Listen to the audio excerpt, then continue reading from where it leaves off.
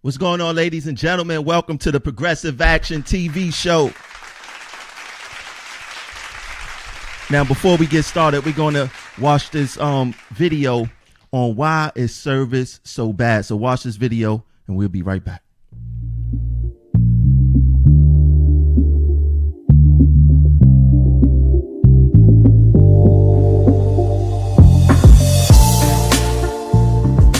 Why is MTA service so bad?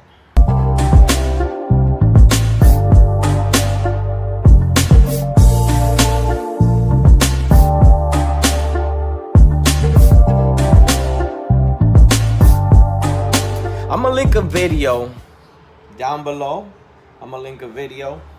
It's a video that was made on YouTube. I think it's by the New York Times. I'm not really sure, or the New York Journal, one of those things. And it talks about why service is so bad. It talks about how our service is so outdated that there's nothing we can do about service. I don't know too much about the train station, but they basically talk more about the train stations and something the old leaders did and some debt they took, and because of that we have bad service. But I'm gonna speak in those references why service is bad as bus operators. Why is MTA service so bad?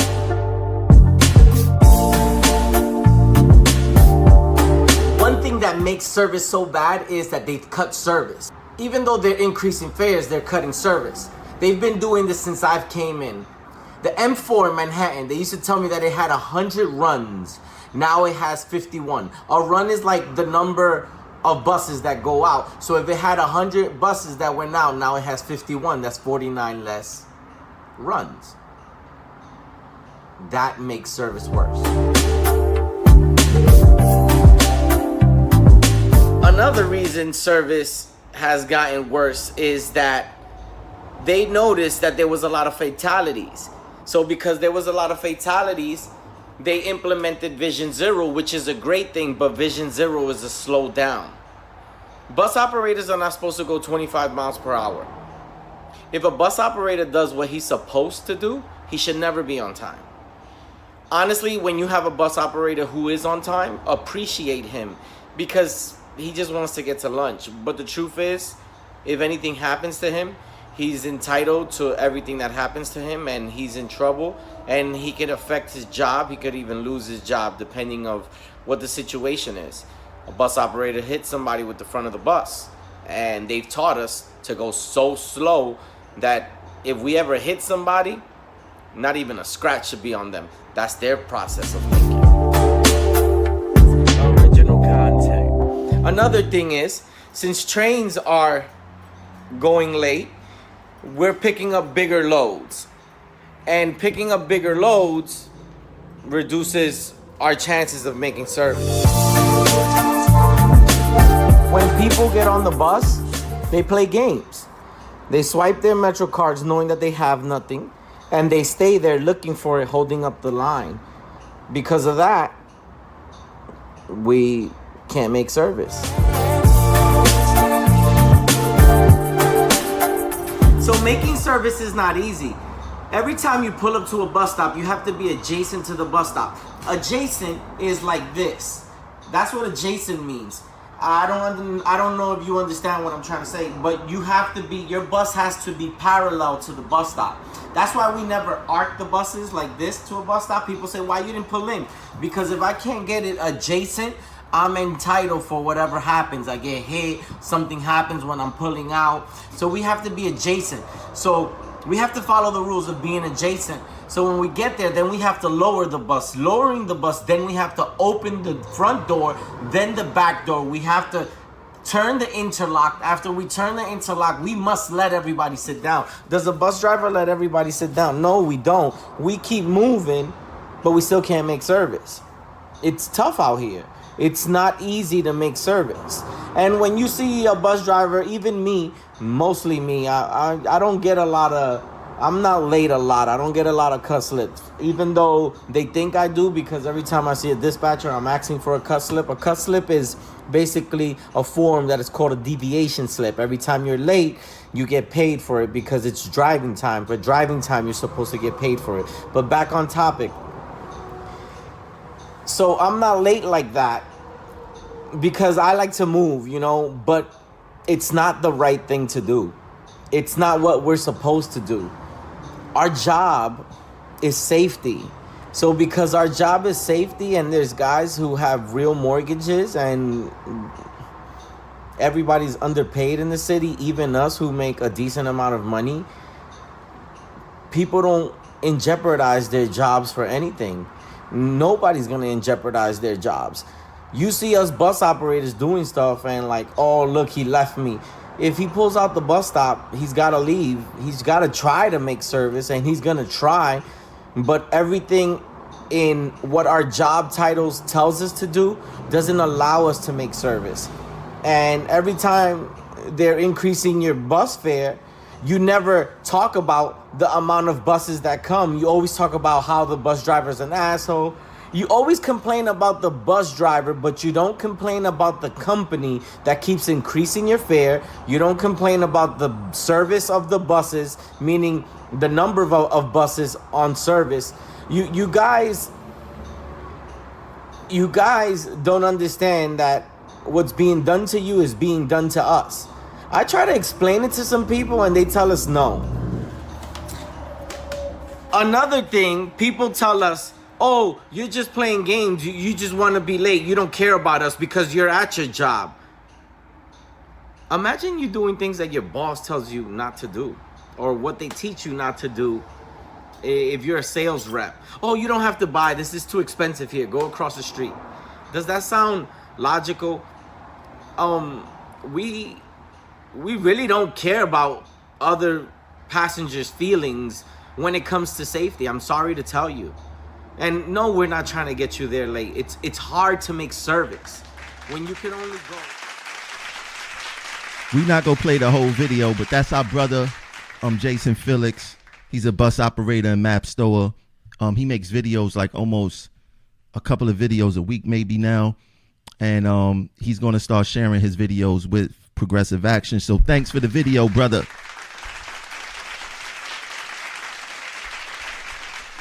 Now, we got a lot of stuff to talk about today. First, let's get into our advertisements. We got the Women's Brunch coming up October 26th. That's Saturday, October 26th at Sugar Hill Restaurant, 217 Nostrand Avenue. The women is going to be running this. We have some guest speakers. More guest speakers are being added as we speak. But I encourage all the women to come out to this brunch. This is our second one. The first one was excellent, and we just looking to expand on this. Now, this next advertisement I got coming up is something new. It's something innovative. This is called Pancakes and Paint by General Cool's Entertainment. I believe I'm pronouncing that right. But it's the first Sunday of every month. Pancakes and Paint, and this is from 11 a.m. to 3 p.m. It's a kids brunch paint party. You bring your kids out to enjoy Sunday morning brunch, painting, face painting, balloons, animals, and full of everything. Tickets. The tickets is on Eventbrite. Actually, the ticket link is inside this video. So when you finish watching the video, look into the description of the video. You will see the link for that. And it's not over yet. They also have pizza and paint. Another dope concept, and this is from 4 p.m. to 8 p.m. The same location. Matter of fact, I ain't named the location yet, but the location name is Sesame Flyers, 3510 Church Avenue, Brooklyn, New York, 11203. And the promo code for this event is PROACT, PROACT. And this event is starting this Sunday, October 6th, and every first Sunday of the month after. I like this idea. Take a real good look at the picture, the poster, pizza and paint, pancakes and paint. You guys should come out, bring your kids. I like that idea. Shout out to CRB 10. We made 6 years Sunday. Shout out to all my classmates. A few of them went to train operator. I believe 1 or 2 may have went to supervisor, and me, I'm here still a conductor. But I'm a conductor for a good cause. But shout out to my classmates. 6 years, time went by very fast. A lot of us have grown in those 6 years, and I couldn't pick a better set of people to come into transit with. So shout out to my classmates. So let's get into some TA business. Let's get into some TA business. Okay, our first set of business is this. This is reported in the Daily News. MTA officials ask Orthodox Jewish transit worker to prove he's observing Rosh Hashanah, according to the union. Now, let me say this. I am not mad that they pushing for this under any circumstance. If the TA violating someone's faith or religion, the TA need to be held accountable and responsible. I'm not mad at that. And it's a smart thing to try to make an attempt of being allies with the Jewish community and showing, what kind of employees that we work for. The issue that I have is that where was this energy at for the Muslim brothers who were sent back to being conductors because they refused to cut off their bed because the MTA didn't want to accommodate them with a specific type of respirator for the type of work that they do. I have an issue with that. It seems as if our union fight for one section, but don't fight for the other. And I just don't get it. How can you do that? Why is this an issue all of a sudden now? And not to mention all the other faiths that have to put in for their days, for their religious days or whatever the case is. They have to bring in documentation. All of this fight right here was because the conductor didn't want to bring in documentation. He felt that he didn't have to bring in documentation. But all the other faiths have to bring in documentation. I didn't get that. I don't get it. I refuse to get it. And this is the response that the TA said. This issue has been reviewed by New York City Transit Supervision, and it was confirmed that no documentation is necessary. I believe that the TA set a precedent just now, and I feel that no faith will have to bring in documentation ever again. Ever again. I don't know how they do it for one and not want to do it for the other, but we're going to see about this story, and we're going to keep an eye on stories similar to this moving forward. Next in the news, we have Cuomo announces L train construction is 3 months ahead of schedule, will wrap up in April. Now I want y'all to take a good look at this picture. I'm not going to really talk on when the L train is going to be finished. We all know it's a rush job. We all know that it was done unsafely. There's workers that's going to speak out on this in the very near future. But I want to talk about, I'm going to switch the picture just for the picture that's on the newspaper. I just want you guys to focus on this picture. This picture is a problem. I have a problem with this picture because Cuomo is watering down the safety aspect of our job by taking photo ops like this. No PPE, no vest, no helmet. He looks like a regular New Yorker riding the subway. And next to him, he have his daughter. He decided to bring his daughter to the presser. And she has on a knee-high skirt, which is even worse. This picture right here of Cuomo standing in the tunnel on a roadbed sends a bad message to passengers, because passengers see pictures like this. When they drop their items to the roadbed, they go jump down to the roadbed and they go to retrieve these items. And if you look at this picture, it don't look dangerous. And that's what the passengers think when they go down to the roadbed sometimes, is that this is not dangerous. We've seen the governor do it. In fact, he brung his daughter with a knee-high skirt on a roadbed too. So it can't be that bad because the governor is down there. But when passengers get hit by trains and they jump down to the roadbed for whatever reason, it's the train crew who gets treated like criminals. It's the train operator. It's the conductor. We got to go for incident testing. We're restricted until X, Y, and Z comes back clear. But meanwhile, you have the governor down there taking photo ops and not making it seem like it's dangerous at all. Now, what's ironic is the chief development officer, that's the guy actually with a vest on and a helmet. His name is Jan Oliba. On the side of his helmet, if you look closely, it says safety first. Right on the side. Safety first. That's a joke. Because he has the governor and his daughter there disobeying safety to a T. And for those who don't know, Jano he's a real estate executive who left Silverstein Properties in 2017 for this MTA position right here. He also played the role in rebuilding the World Trade Center complex in Lower Manhattan. So, he's a guy who's knowledgeable, who knows about safety, and should be taking safety serious.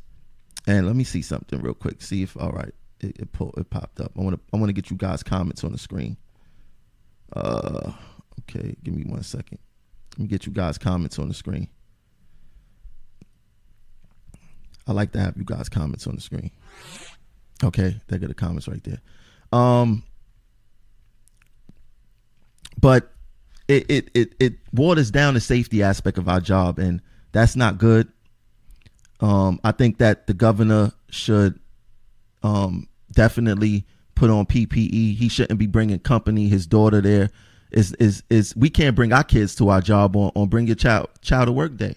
I can't have my son ride in the cab with me, but he can have his daughter go to the roadbed, no PPE, knee-high skirt, and basically do whatever they want. Get the fuck out of here! Get out of here with that, Cuomo.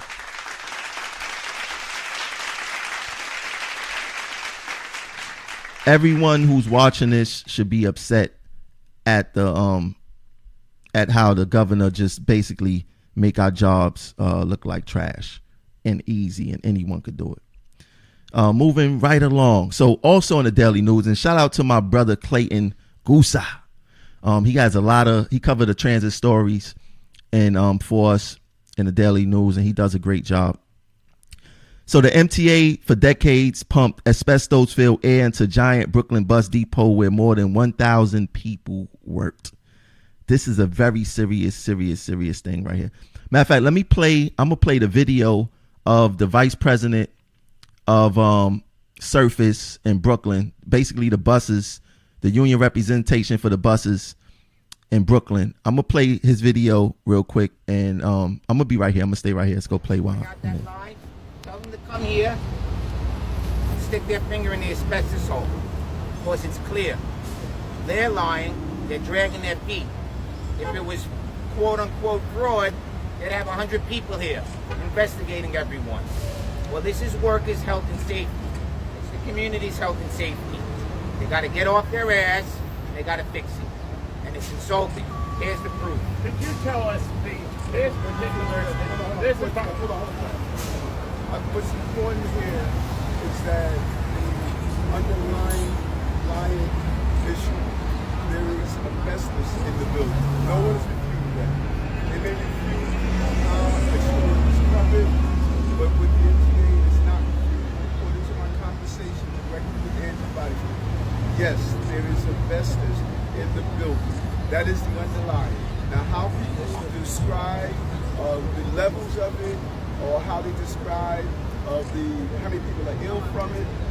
There's conversations around that, but there is no conversation that inside this building here in East New York, for as long as this building has been built, we have in this building asbestos. And after 30 years after, it should have been removed. That is a fact that has not been disputed by the MTA. I wanted to ask you a question. Who's putting out that line? Tell them to come. Now, this is the issue. We just watched the video and they showed, I'm not going to say they, but JP Patafio, he showed fake anger, like they didn't know what was going on. And this is fairly new to them, and, whatever the case may be. Let me fix this one more time.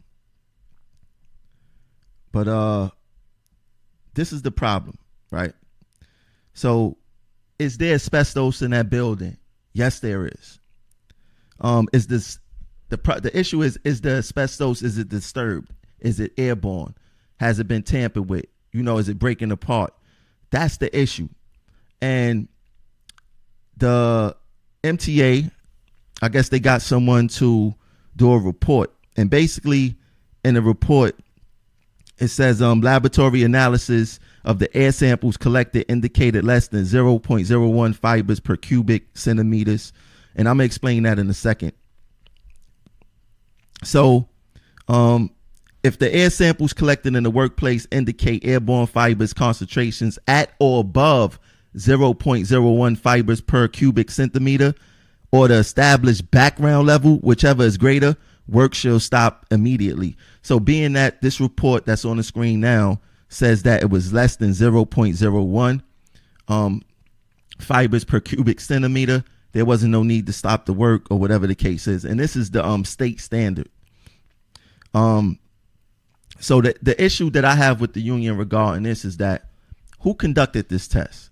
If it was the MTA who conducted this test, then why are they trusting the MTA to conduct these tests or hire the people to conduct these tests?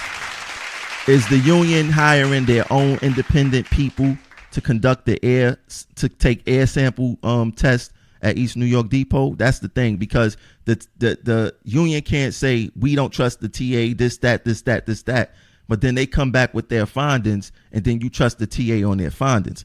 They also said the air was clear during 9/11 and nothing was done with that either. And we can't trust the TA when it comes to our health. Just can't do it. So did the union put something in place where we tested the air quality ourselves without relying on the TA to basically control the narrative on that? Now, as far as the union saying that they didn't know, that's another lie. And I have some emails to prove it. And this is basically from the lead stationary engineer for Local 30. And what's funny was that I knew about this issue. And the union was notified, and they act like they wasn't notified. This is an email from the guy himself letting them know that there's an issue going on at this place. The guy actually contacted Paul Navarro, and he's like the safety guy, director of subway safety. And even though it's subways, safety is safety at the end of the day. And he instructed him to have the workers go complain to their union reps. That's not how safety should be handled. Safety shouldn't be a chain of command thing. Safety should be taken as soon as it's heard by whoever heard it and reported immediately. It should not take a chain of command or rely on workers to complain about something that they don't even know about. They didn't even know about the asbestos there. Another worker from another union knew about the asbestos there, and that's why he alerted the safety department of TWU, and they dropped the ball. So all that fake outrage of these guys talking about, oh, safety this and my work is this, my work is that. If it's that, then why didn't they shut down the depot?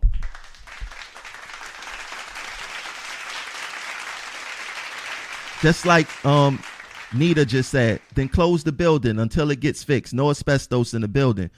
If it's asbestos floating in the air and you guys are so adamant that it is, then you could stop work due to a safety issue. Stop the work. No buses, nobody report to that depot. Have them have a trailer outside until they get that trailer outside. Then nobody report inside to that depot. If you got heart and you got balls, don't talk because your face got a hole in it.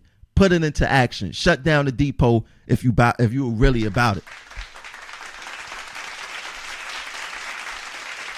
They always want to call some type of bluff.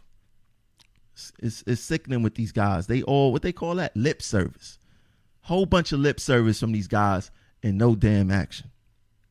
Moving along. Now, I found this to be very, very, very interesting. I'm not gonna lie. When I seen it, I got excited briefly.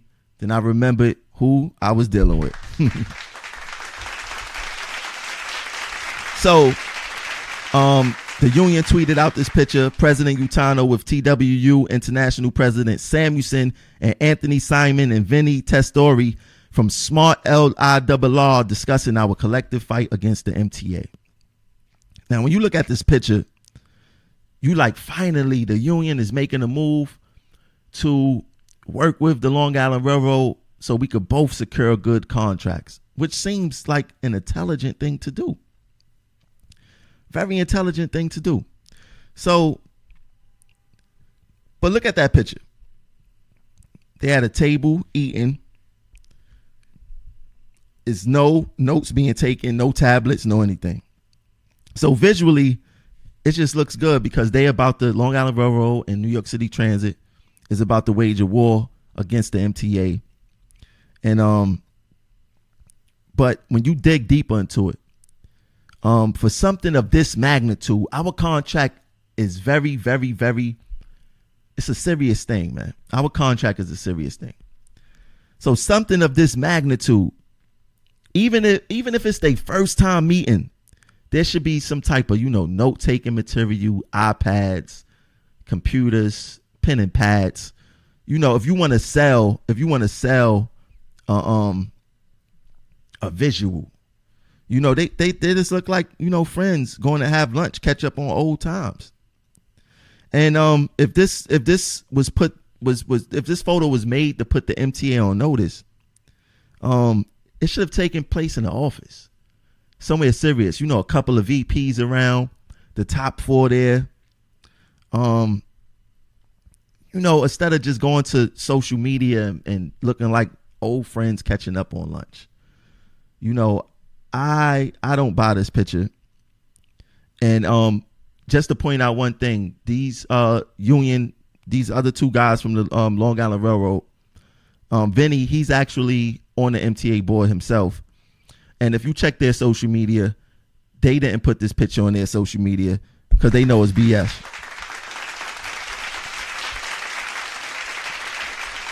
They know that it's BS. Now, just last week, we had the members rally, September 25th at the MTA board meeting. It was beautiful. I'm happy with the turnout, and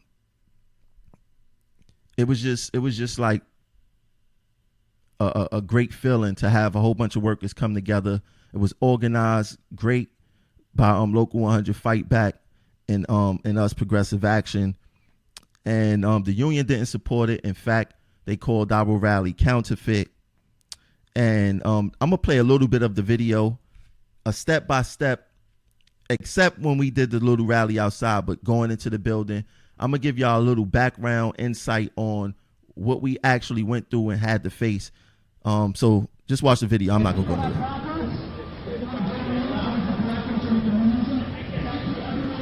This is actually us going inside the building. After we was across the street, a few of us gave a few speeches, talking to the crowd. Then we came into the building. So we get into the building, we swipe our passes. I don't want them to try to treat us like we don't work here. We are employees. We have passes. We can go into the building whenever we want as long as our pass work. So that shouldn't have been an issue. Now I'm gonna skip to another video. Matter of fact, let me take that off the screen. This next video, which I'm gonna play, is the hurdle that the MTA tried to throw at us. Talking about that we needed wristbands after we swiped our pass and came upstairs. This is the games that they play. We are regular members or employees. I don't say regular employees. Everybody's a regular employee, but we are employees. And then they tried to treat us different, discriminate against us, and say, hey, y'all employees, but y'all also, we don't respect y'all, and you guys have to go downstairs and get wristbands just like the passengers do because we don't recognize you guys working in this building. So I'm gonna play this video also because it's very, very important. Pay attention. I think this lady here, she's like some type of security person, and she stopped me, talked about we need passes, and her supervisor was gonna have to come or whatever, and I'm telling her like, this is a mistake. You shouldn't be doing this. And basically, I'm explaining to her, like, come on, y'all know how we do. Like, we're going to talk about this on the show. It's very important that you guys see what they do to us behind the scenes, because you only see the stuff that they put out there normally. There's nobody reporting as to what goes on behind the scenes. So moving forward, if we have any kind of events, make sure you have your cameras rolling when we encounter these type of obstacles. I think he's in charge of security, and she's explaining to him, and he's acting like he never heard of it. I think that they just made that up as soon as we came upstairs. And she's explaining something to him. And then at this point, you see me turn around, and the managing director of the MTA, Miss Ronnie Hakim, she called me, and I basically asked her about the wristband situation, and you will hear her say she don't believe that that's policy. But she's basically saying that she thought I brought a whole bunch of people to speak. I actually didn't.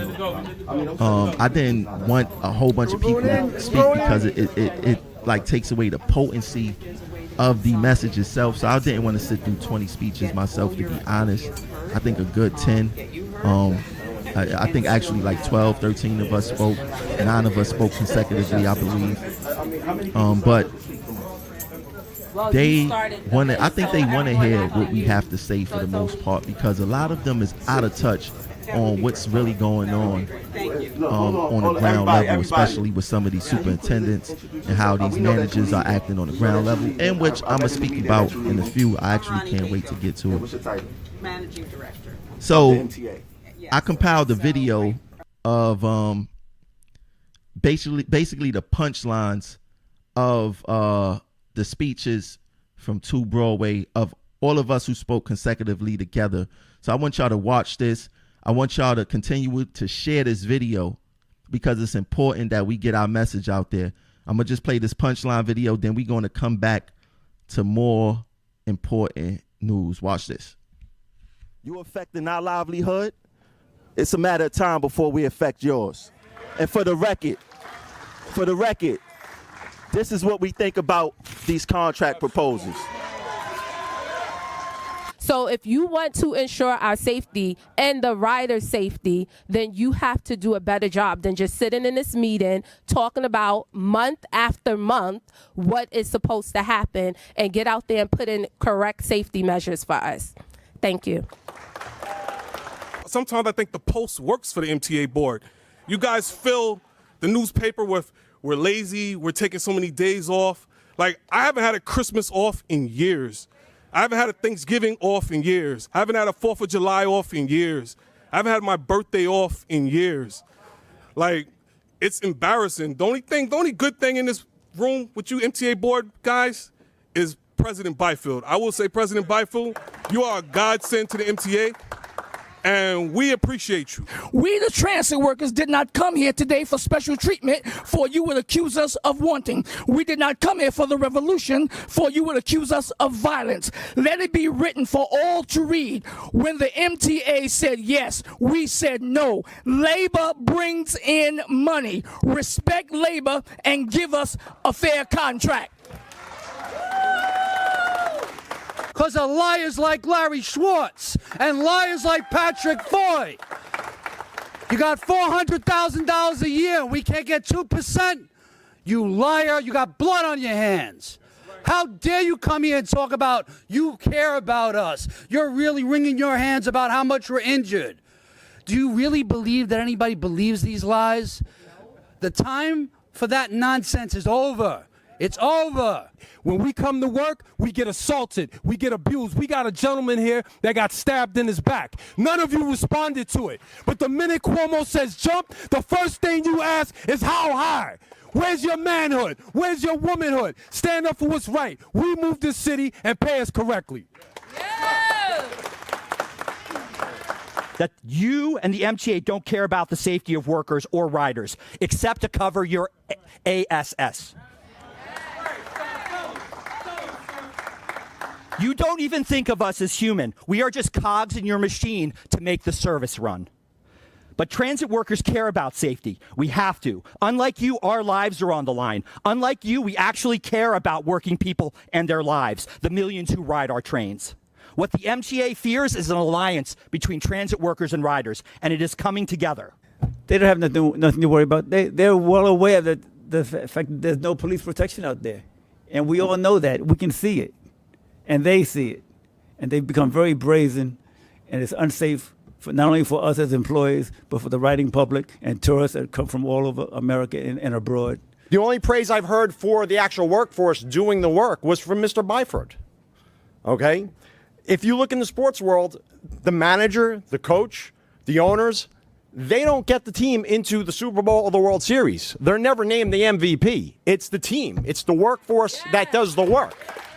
Spring Street over the weekend had flood protection. There is no flood protection at Spring Street, folks. It's on an upgrade. It would have to be on a downgrade for there to be flood protection. I guess you guys don't know the difference between up and down. So we have to be a little bit smarter on the way that we spend the money that you supposedly have or don't have. Doesn't matter to me because we're still not going to see it because you guys want to treat us like garbage. But understand this, we make the city move. You don't. You affecting our livelihood? Man, those speeches were so powerful there, man. And I'm surprised because mostly everyone who spoke that day, I asked them to speak outside, spur of the moment. They didn't really have anything planned, but this goes to show you how passionate workers are. So shout out to my coworkers. Shout out to you guys, man. I know it's a lot of pressure, not being a speaker and you know, basically being summoned to speak, chosen to speak. You know, I understand how hard it is. And, you know, just for the record, we're going to put out there, Patrick Foy, MTA headquarters, the chief of the MTA, he makes almost $348,000 a year. And he's a liar. He's a liar. He lied about how many days we get off. He lied about the corruption that goes on with the rank and file workers in both Long Island Railroad and New York City Transit. He actually lied on the Bridgegate scandal. And that's the job that he had before he came here. But like I said at the MTA board meeting, lying and corruption goes right along with Cuomo agenda. And for those, and it's one more video. This video is 20 something seconds long. You guys really need to know what's going on at these MTA board meetings. So I'm going to play this video and listen closely to what this lady is saying. Listen very closely to what she's saying. It's important. Like if you don't want to speak at the MTA board meeting, it's still good that you go to hear what they have to say, because they say a lot of flagrant stuff about us and nobody is there to defend us. So listen closely to this video right here. It's 23 seconds long. As I'm sure we're all very much aware, we have a very physically demanding environment that our employees work in, and we're very much a microcosm of our society. Society as a whole is not as physically fit as it could be, and many of the employees are experiencing some of those challenges in the work that they're doing. As I'm sure we're all very much aware. For the record, Get the fuck out of here! she got to get out of here with that. Her name is Lori Ebbinghausen, I believe, something like that. And she basically said that we the reason for the soft tissue injuries is because we are a microcosm of the public who is generally out of shape, and that we are out of shape and basically fat or whatever the case is. This is what these people say at this MTA, but she act like she got a body like Rihanna or something. Somebody should have told her to stand up. Or let's see, can she run on the treadmill for 5 minutes straight and all that other stuff? Like, is her brain in shape to be on the MTA board? But this is the stuff that these people say and do. Let me get this back on. I gotta get this back. This is the stuff that they say and do. For those following us, listen, if you got Twitter, can you please, let me put this on the screen real quick, because I'm trying to get this Twitter thing going the right way. If you have Twitter, please follow our Twitter page, Progressive ACT, Progressive ACT. If you have Twitter, please follow Progressive ACT. If you have Instagram, follow us at Progressive Action. I had to slip that in there because you guys always seem to forget. So let me put the Twitter back up there because I definitely need the Twitter back popping. So after our rally at the MTA board, we went to the EMS rally and had go a few pictures from there. They basically fighting for the same thing that we fighting for. I'm gonna touch on it in a second, but we took a few pictures there. They allowed us on the city hall steps right along with them, which I thought was great. I had the opportunity to meet New York State. This is the sister, Letitia James, man. She's great. You know, she support the union, but she don't know the story behind, you know, the union and stuff. Oh, New York State Attorney General. So shout out to her. We took a picture together. I whispered something in her ear. She whispered something back. So, you know, I'm a handle that situation and do some more investigating or whatever the case may be. But for those who don't know, the EMS, they are fighting a battle within themselves. So basically what it says on the screen is a group of FDNY emergency medical services members rallied outside City Hall on Wednesday to protest the long-time pay gap between EMTs and firefighters and police. Sounds very similar to our story, right? Despite the salary differences, emergency medical services members respond annually to around 1.5 million of the 1.8 million emergency calls the FDNY receives. The following is a breakdown of salaries for FDNY, emergency medical technicians, paramedics, firefighters, and New York City police officers. And this is all according to the Daily News. Basically, EMTs max out at $50,000 after 5 years. Paramedics, $65,000 after 5 years. Firefighters starting pay is around $45,000, increasing to $110,000. Police officers, they increased to about $85,000, but end up going to like $100,000 with shift differentials, overtime, and other benefits. And we fit somewhere around the paramedics after 5 years, especially conductors.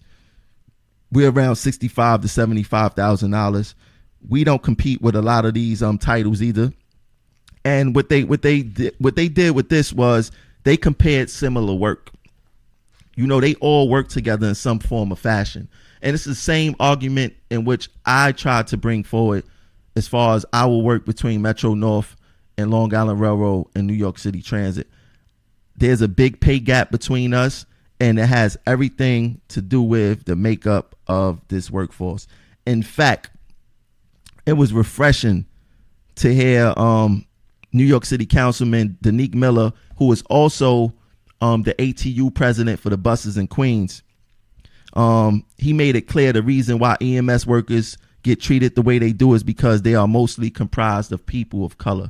So if you have these politicians recognizing that because of the makeup of this particular agency, they are getting treated a certain kind of way. When I say that same exact argument, they say I'm race baiting, I'm this, I'm that.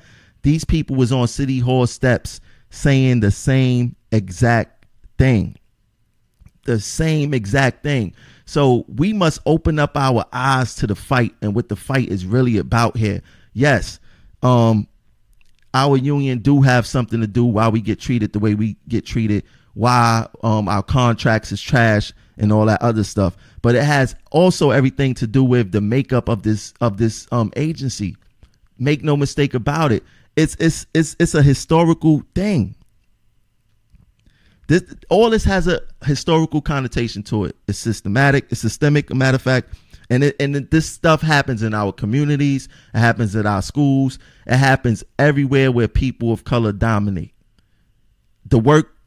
This happening at work is not nothing new. Y'all must open up your eyes. You have, like I said, you have politicians who are championing this fight now. They are supporting this type of fight. and we must use them to our advantage.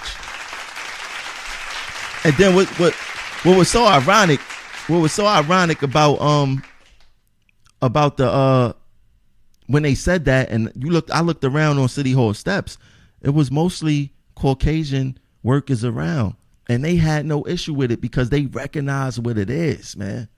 They recognize what it is. They recognize why they're getting treated the way they're getting treated, and it's because of the makeup of the workforce there. So shout out to those EMS workers, man.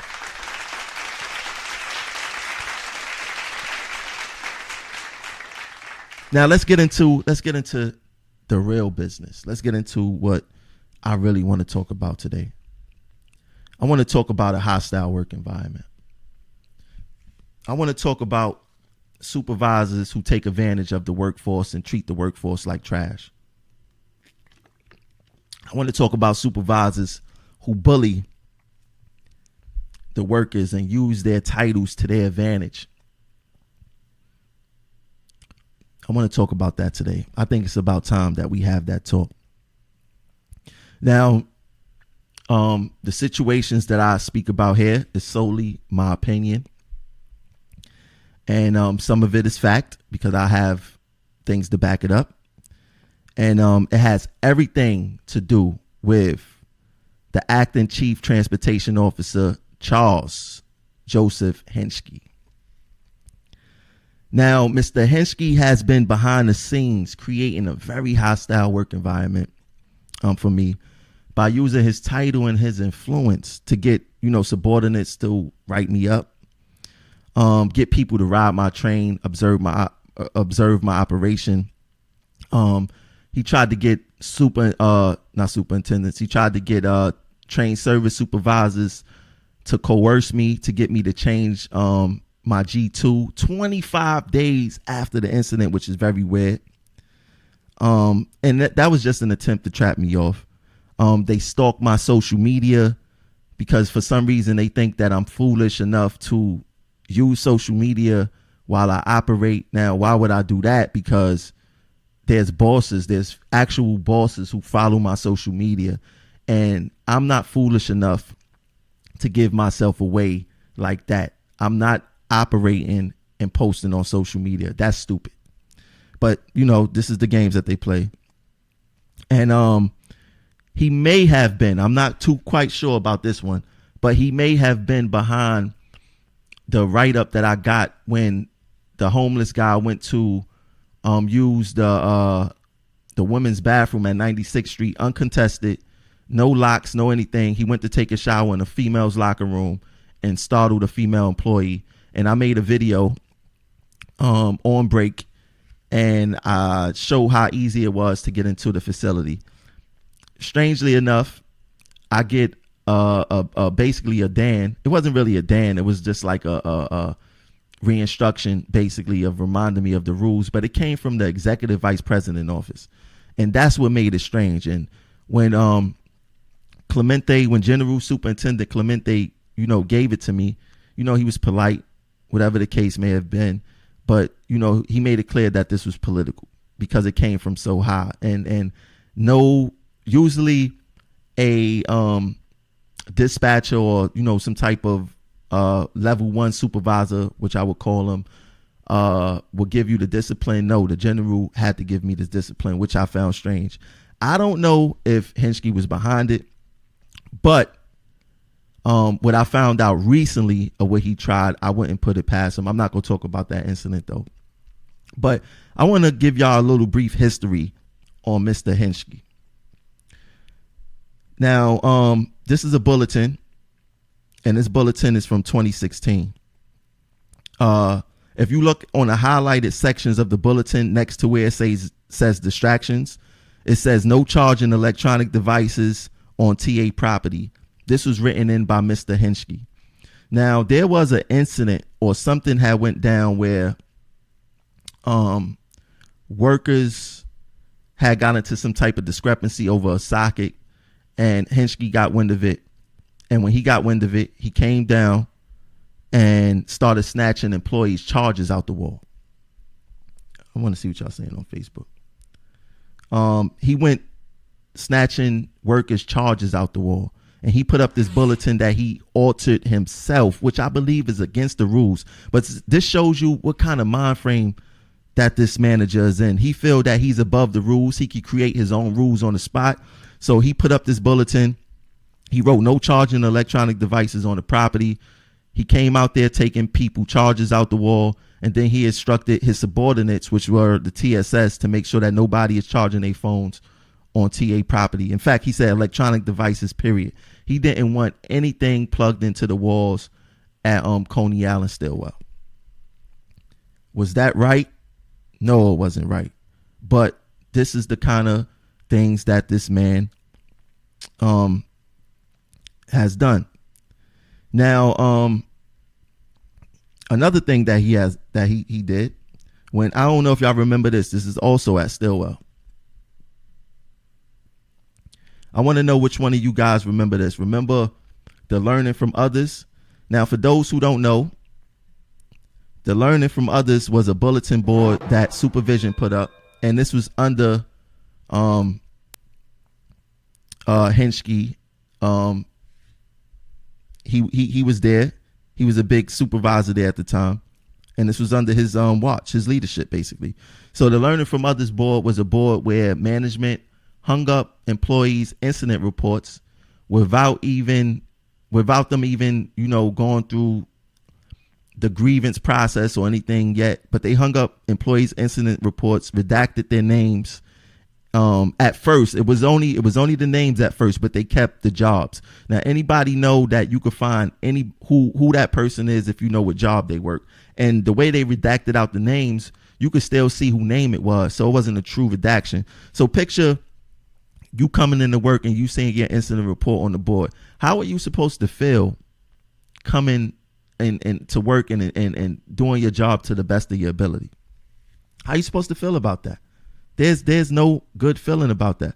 So once I got wind of that, I reached out to the media, and the Daily News, at the time it was Dan Rivoli when he was there, they put up MTA managers killing train crew morale by posting embarrassing incident reports at station terminals. Now, this what it took for the MTA to take that down. It took for them to be embarrassed. It took for them to be put on blast, and it shouldn't come to this in order for us to keep our dignity and respect in check. But this is what happens under Henschke leadership. This is facts. This is fact that I'm saying. Now, the next thing I'm gonna put up is this nepotism thing from the Code of Ethics, the MTA Code of Ethics, nepotism section 8.01. Basically, before I get into that, let me give y'all the background story. So Mr. Henschke, he has a brother down here who operate trains, and I don't have no problem with him. He's in progressive action, but I leave him there for a reason, because I know that he reports back to his brother, and I'm cool with that because I know that Henschke, he's very reactive. He retaliatory. He's all of that. So this is why he does what he does, because his brother reports back to him. But I have no problem with his brother. He's supposed to have his brother best interests. There's no problem with that. I understand that dynamic. But Acto Henschke, he used his power and influence to get his brother a cushy job at 130 Livingston. A job off the train, a job in which he was hired for. He was hired to operate trains. But he gave him a job at 130 Livingston Street, basically doing office work. Now, what makes this flagrant and personal to me is that there are a lot of workers, women workers, who are pregnant, who need these positions, who would love to do office work, to get off the train, climbing up and down trains, possibly being assaulted. Just recently, a conductor was assaulted, pregnant, 8 months on the train. But you have guys like Henschke who use his power and his influence to get his brother jobs like that. So to me, that says that these jobs at 130 Livingston are only for nepotism. That's what it's saying to me. 130 Livingston jobs are only for nepotism. It's not for pregnant women. It's not for people who may really need it. It's only for people who know who you know or who you connected to. That's what that says to me. Now, ironically, I guess a few weeks ago, probably like a month, maybe a month ago, I don't know, but his brother was sent back to the road to operate trains to do as what he was hired to do after being there for well over a year. I had plenty of female conductors in which I got documented. Don't think that I'm doing this show and just running off at my mouth. I'm just giving them a little bit to know, to let them know that I know what's going on. Trust me. So I have some female conductors and train operators who were denied work, like this type of work, while he had his brother in the office doing that type of work. Now, I remember the first time I met Barry Greenblatt. He's the vice president of Subways. And he knew who I was. And, you know, he said he watched the show, whatever the case is. Of course, I expect him to watch the show because I'm an up-and-coming threat to them in some form or fashion, in which I don't know why they would want to look at me as a threat or being against them. I'm just trying to right some things that's wrong here for the members. That's all I'm trying to do. Now, this is allegedly that Henschke was very upset. Now, he knows, because he said it, because he know that I know a little too much. By him watching this show right now or hearing about this show, he know that I know a little too much. But this is a fact, alleged fact. He was upset at Barry Greenblatt because Barry Greenblatt took a picture with me and I put it on the internet. He was upset at that. And I also heard allegedly that he wants to go after Barry job, but that's a management thing. I don't want to focus on the management stuff too much. That's their business. But I'll tell you this: if Henschke gets that vice president of the Subway job, we are all in trouble. You best to believe that we are all in trouble. Make no mistake about it. Now, you know, Henschke, he's pretty smart in how he moves. Let me not say that he's pretty smart, because he, to me, is not intelligent what he's doing. But he's smarter than the people that he's using. I'll tell you that much. Now, what he does is that he don't directly connect himself to a situation. So when he used Superintendent DeJesus to write me up, and it keeps his hands clean. Like, it's no direct connection as to who is this guy getting everybody written up. So he used different people, so it won't look like it's coming from him. But this is a fact. This is another fact. Before I received that discipline, I received discipline about intercar barrier springs. Now, everyone who knows that the job of a conductor, the job of the conductor does not entail the intercar barrier springs. That is the train operator. That's the train operator job. The conductor job is the safety chains. But he doesn't know the job too well. He don't really know the rules. In fact, when I went to 2 Broadway to argue this, the TSS, and I'm surprised he didn't know the rule too much either. But the intercar barrier springs is the job of the train operator. The safety chains is the job of the conductor. They tried to hit me with the train operator job, and I'm a conductor. Now, ironically, going back to him getting the TSS to change my statement, that's what that whole thing was about. They wanted me to change my statement on that minor infraction that didn't really involve my title, which didn't make no sense. Now, if I would have lied on the G2 or changed my statement a second time, they would have found a way to try to hang me. I'm much smarter than that. I'm way more smarter than that.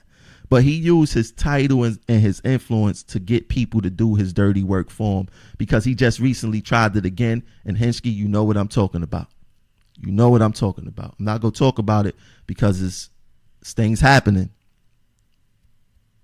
But I got to protect my coworkers and let them know how you are behaving out there. Just for the nepotism thing alone and your connection to that. Now, of course, you didn't put your brother there yourself, because I'm quite sure you're smarter than that, but you use your acto title, you use your influence and your connections to say, hey, put my brother over there. You did that. There's no way, if a pregnant female can't get that same opportunity, how out of 8,000 workers your brother end up getting that opportunity? How does that work? Explain to me, how does that work if nepotism isn't involved?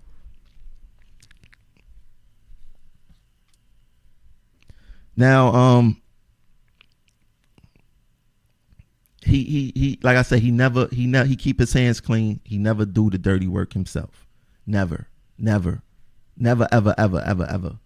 And he will get people to do it for him. That's the dangerous part. But they too, their day will come where they have to sit down and explain everything that they did, or they lose their pension. It's going to come. Promise you that. It's going to come. So to everybody doing his dirty work out there, continue to do it. Do it with a smile. Do it with impunity.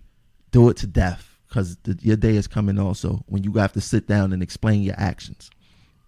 Now, ever since I started Progressive Action, this one, he has been the constant name that I heard. Henschke. And he was in the A division at the time, wreaking havoc over there also. And I finally got a chance to get a dose of his medicine in 2016 with this whole Charger thing. And to the MTA, I don't want to hear that you guys don't know what he's doing out here. You know, for the nepotism thing alone, he should have been demoted or let go, because it's unethical what he's doing. You cannot trust him. He snatched our charges out the wall at Stillwell. He's a bully. That's harassment. That's intimidation. And he tried to use the TSS as his proxies to carry that out. If you don't believe me, go interview the TSS at Stillwell. Go do it. Go ask them what went on.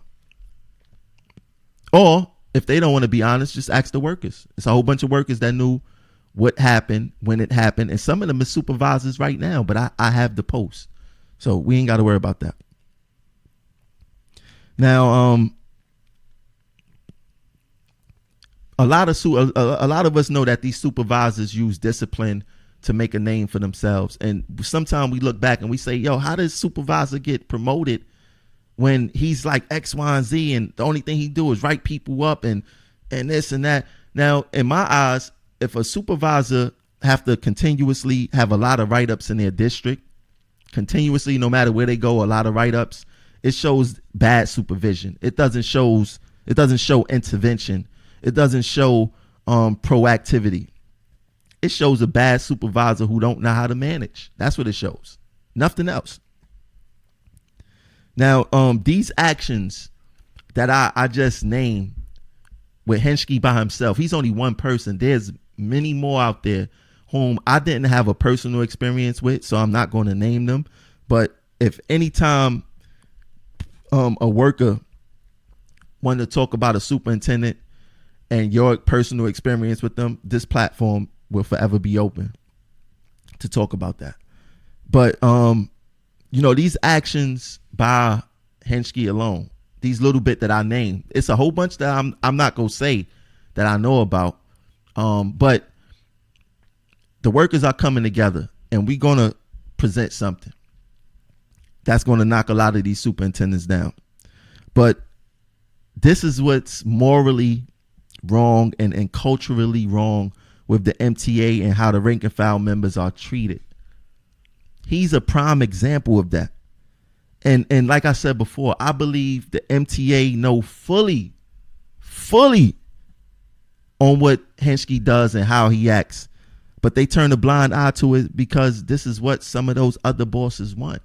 They want us to be treated like trash. They want us, they want to use their titles to intimidate us, to harass us, to think that we're never on we not on a level and we never could be on a level. This is what some of these guys want. This is what they do. But we never had a platform where we could respectfully talk about what these supervisors have done, because there's no real avenue. Like, if I have a problem with Henschke, who do I complain to? Barry, Byford? Like, are they really going to get involved? So, and a lot of these superintendents, they look out for each other. I'm not mad at that. So when we get abused, when we get treated wrong, who can we run to? Who can we go to? We can't really do anything. So I know one thing on how to deal with these bullies. When you're dealing with certain bullies and you put them on blast, and it's not even blast, this is just me talking of my experience with a certain individual in New York City Transit. They tend to calm down because it seems like the sheet, the sheet, you know how, and what's Scooby-Doo, how they always pull a mask over somebody's head and we find out who they are. This is what it does to them. Now we have a platform to address these supervisors, to say, hey, this is what guys like Henschke is doing. And I'm not going to name anyone else's name because this is going somewhere sooner than later. This is, people go come down, start asking questions sooner than later. And I'm going to actually give the TA an opportunity one more time to fix this, because the last time I wrote the MTA email, and I was surprised at their response. Their response was, Tramel, why don't you go ask him what the problem is? Oh. You want me, I'm telling you that this man is doing X, Y, and Z, and you want me to ask him what his issue is? That's just like telling a female to go back to her abuser to try to rationalize with her abuser. Like, how does that work? How does that work? But I have it in writing to protect myself, to show that, to show, that's right, Joe, Scooby-Doo. But I have it in writing, if something come down and show, look, I tried to take the necessary steps, and the TA, my employer, put the ball back in my court. And I probably understood why they did that, because they probably look at me as a strong individual. Tramel can handle himself. He don't need this X, Y, and Z. But when you have people who's going out of their way to try to get you written up, to try to get you fired, that's trying to get you demoted, this is a whole nother ball game. And what's crazy is that the MTA just recently promoted him to ACTO. He was acting ACTO, I believe. Now he's the ACTO. And the only person he report to is the chief transportation officer, which I believe is probably McPhee, or whatever the case is. Then after McPhee is Greenblatt. Then after Greenblatt is Byford. I haven't went to, I ain't gonna say who I went to, but I want to see, because one of two things is gonna happen. The MTA is gonna cut me a check, or the MTA is gonna cut me a check. That's what it's gonna come down to. I'm not gonna take this type of harassment. Nobody should take this type of harassment. And the MTA have a history of promoting bad supervisors. This is just what they do. So, Mr. Henschke, I know that you watch my social media. I know that you're mad about what I write on my social media. And I want you to stop harassing me at work. I want you to stop creating a hostile work environment for me at work. I want you to stop using your title to intimidate others, to write me up, to try to get me to change my G2s. And it just needs to stop, because I am not the average employee who is going to back down or don't know how to defend myself politically, don't have lawyers, don't have support in the community. I'm not that person. So whatever you're doing, in fact, I don't want you to stop. I want you to keep doing what you feel is right.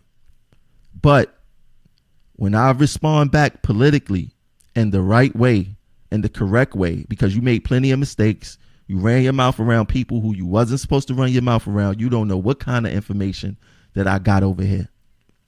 But I'm going to give the MTA an opportunity to do the right thing. I'm going to give them the opportunity, because you seem to want to bully us, and you seem to want to, and I'm not the only person that you have done this to. I'm just the only one that's going to take a stand against what you're doing. So now while I got you guys watching, I want to bring this up again because I think that this is so dope. Pancakes and paint for the kids every first Sunday of every month. The first one is this Sunday, October 6th. The pancakes and paint is 11 a.m. to 3 p.m. And if you can't make it to that morning session, they also have pizza and paint from 4 p.m. to 8 p.m. Same thing every first Sunday of every month starting October 6th. And the address is, you see on the screen, Sesame Flyers, 3510 Church Avenue, Brooklyn, New York, 11203. I think that's dope. That's actually by Canela Gomez, so shout out to him for this dope idea. And once again, the promo code for the event is PROACT, PROACT. And like I said, starting this Sunday, October 6th. The link is in the description for the tickets. To get your tickets, the link is in the description of this video. I think that this is very dope. I had to do that while I had you guys' attention. So make sure you bring your kids, because if it sell out, I'm going to feel good about that. But once again, we're not going to be taking any abuse from any supervision. I don't care who it is, ATD, all the way up to Mr. Byford. We're not going to take no disrespect from anyone. And for the most part, I would like to say this, that my supervisors, they are very respectful. For the most part, most of them are very respectful. I have a good working relationship with them. It's a respectful relationship. And there are not a lot of bad supervisors in New York City Transit, but the ones that are bad, they actually mess it up for everyone. So moving forward, the platform will be open to report bad supervisors, specific incidences. Now, I know a lot of people, I had about 4 people that wanted to call in and talk about Henschke, but this is somewhat a personal matter between me and him, and I didn't want to dilute it too much. But moving forward, we will open up the phone lines to talk about this specific supervisor and everything that he has done. And once again, I need you guys to follow us on Twitter at Progressive Act. Let me put that back on the screen. Follow us on Twitter at Progressive Act. Twitter is so important to the movement. I don't think that you guys really understand how important Twitter is to the movement. You guys is missing out on everything with Twitter, but it's very important. Hold on one second. I'm going to put it on the screen. I like for it to be on the screen. Oh, that's my name. Let me put the Twitter on the screen real quick. But follow us at Progressive Act. It's very important. The women's brunch is coming October 26th, Saturday, October 26th, 217 Nostrand Avenue. That Sugar Hill restaurant is special guests being added by the week. We need the women to come out. Please come out and support this. This is a very important event. And that's all. Thanks for tuning in. We'll catch y'all later. Peace.